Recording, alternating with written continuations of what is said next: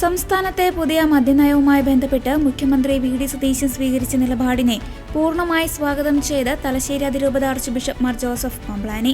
മദ്യനയത്തിൽ പെട്ടെന്നൊരു തീരുമാനമെടുക്കാതെ വിശദമായ ചർച്ചകൾക്ക് ശേഷം മാത്രം മുന്നോട്ടു പോകാമെന്ന മുഖ്യമന്ത്രിയുടെ തീരുമാനം തികച്ചും സ്വാഗതാർഹമാണെന്ന് അദ്ദേഹം അഭിപ്രായപ്പെട്ടു.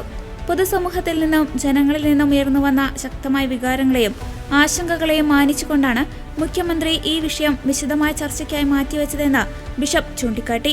കേരളത്തിലുടനീളം ലഹരി വിരുദ്ധ പ്രവർത്തനങ്ങൾ ശക്തമായി വ്യാപിച്ചുകൊണ്ടിരിക്കുന്ന സാഹചര്യത്തിൽ ലഹരിക്ക് അനുകൂലമെന്ന് തോന്നിപ്പിക്കുന്ന ഒരു നിലപാടും ആരുടെയും ഭാഗത്തുനിന്നുണ്ടാകാൻ പാടില്ല.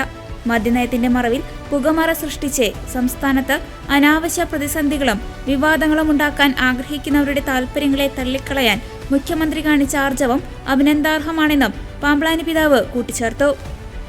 പൊതുസമൂഹത്തിൽ നിന്നുയർന്ന വികാരങ്ങളെ മാനിച്ചുകൊണ്ട് ബഹുമാനപ്പെട്ട കേരള മുഖ്യമന്ത്രി അത് വിശദമായ ചർച്ചയ്ക്ക് വേണ്ടി നീക്കിവെച്ചത് വളരെ ഭാവാത്മകമായൊരു തീരുമാനമാണ്.